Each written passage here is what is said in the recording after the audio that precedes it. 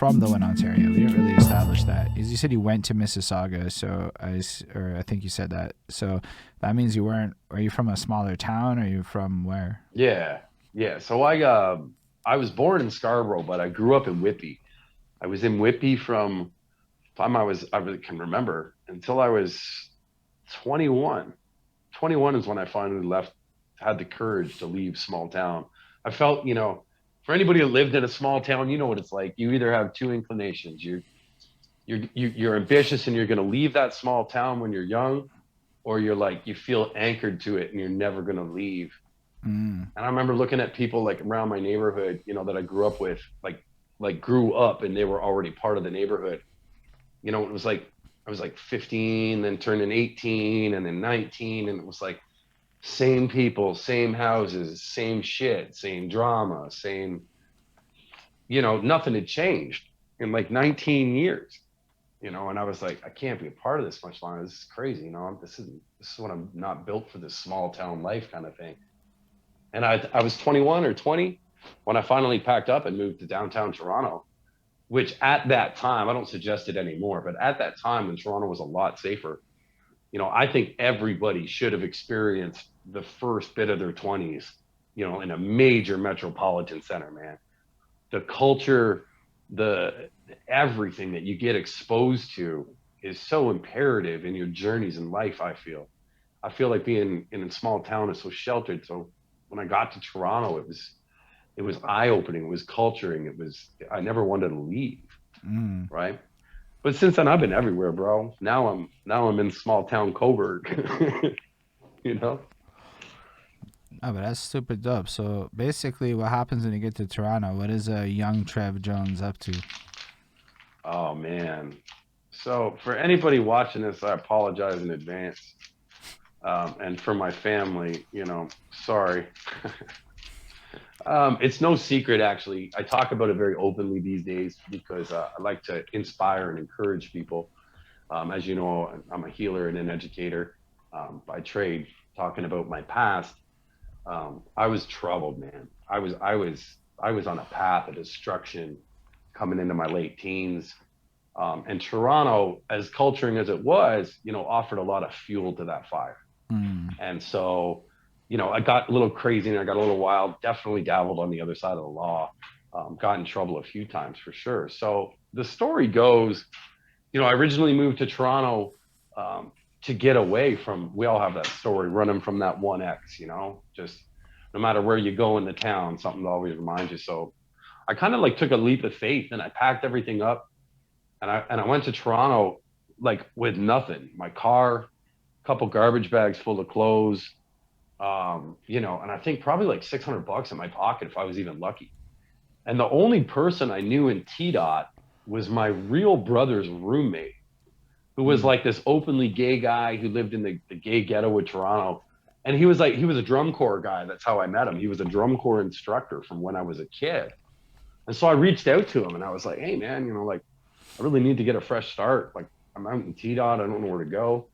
And he was like, yeah, yeah, could, come by the house. He's very good friends with my mom, like very safe, I knew I'd be safe with this guy. And so he showed me the ropes of downtown Toronto and the ins and outs and the underbelly. And so I got involved. I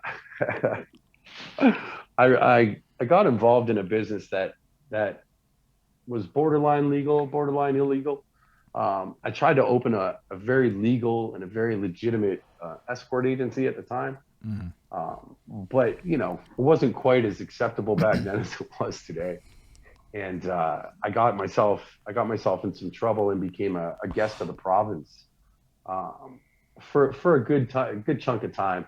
Just under a year, I was gone, and it gave me a long time to contemplate my life and what I wanted to do next. And I knew that this wasn't it. Being as open and creative as I was, locking me up, in a 4x6, for so long, and them trying to, tell you what you're going to do and what you're going to eat and how you can think and when you can talk. Geez, right down to when you can piss and take a shit. And I was like, this is not going to be the fucking life for me. This I loved the high pace of that side of life, but the end result where I was became a real reality and really quick, man. you never think it's going to happen when you're rolling like that. And then, everything's gone, and you're sitting there in your 4x6 and you've got nothing but your thoughts, and it's a lot of time to think and reflect. And I was graceful enough to reflect in positivity and take what was going on around me and reflect and say, this isn't something I want to be like. This isn't me. I'm not going to live like this. I'm going to do better things with myself than this. So once I got out, it was change of pace, get out of Toronto, go somewhere where I couldn't get in so much trouble. But yeah, So that'd bring you up to speed a bit. So where did you end up after Toronto? Ironically, man, I got out of Toronto. I didn't know what I was going to do. And I hadn't had a lot of contact with my dad because my dad was a British Navy officer.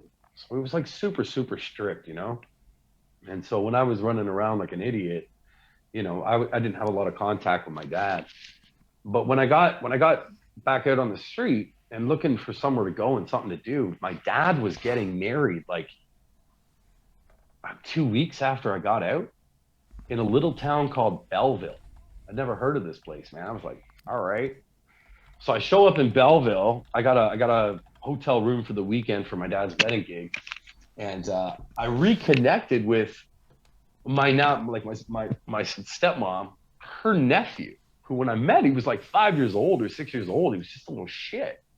But now he was like this grown up wannabe street gangster kid, and so he plopped up into my hotel room and he was like, hey man, I've been kind of keeping up with what you've been doing with yourself. Why don't you move out here to Belleville with me? And we'll kick it and we'll see what we can get going. And I was like, I didn't really have any other options. I was like, fuck else am I going to do? This seemed like I could dabble my feet without getting too wet. You know what I mean? So I came out to Belleville, where I ended up staying for 10 years. And I got to tell you, man, I went to Belleville to get away from crazy Toronto life, and it was ironic because when I got to Belleville, it was a crazier life than I'd ever had in Toronto. Make no mistake, man. Belleville's only like 49,000 people or something like that. But it's like 48,000 badasses in Belleville, man. That's so the serious. It is, bro. I'll tell you, man, like just to give you, I know you're going to ask me a gazillion questions about everything I just dropped. But Well, I mean, the one part I can say is I know what Belleville is.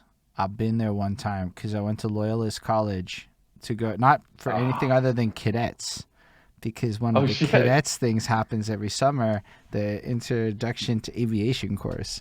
So I spent 3 weeks in a Loyalist College near Belleville, and what I can tell you is it's a military town, if I'm not mistaken, because there's a base nearby. Yeah, Trenton, which is right next door, has one of Canada's biggest air bases, right? Yeah. And Loyalist College is literally smack in between Belleville and Trenton. Yeah, that's so cool. Loyalist. I love it, man. Like that was one of my favorite moments. I have the best memories of that part of town. It's funny because Loyalist is where I met Classified and Choclair for the very first time, man. I never even heard of these cats. Went down and saw them, met Class on his tour bus, sold him a quarter of weed. The rest is fucking history. I've been in 2 of his videos. Shocks is my personal friend, but that's like so fucking cool. Belleville was nuts though, man. Because just to give the people a perspective that are like, Belleville had 49,000 people, and in 2013 in Belleville, was it 2013 or 2012? I'd have to look to be sure, but there were 14 separate violent murders in Belleville, which put them in like the 3rd most dangerous city in all of Canada per capita.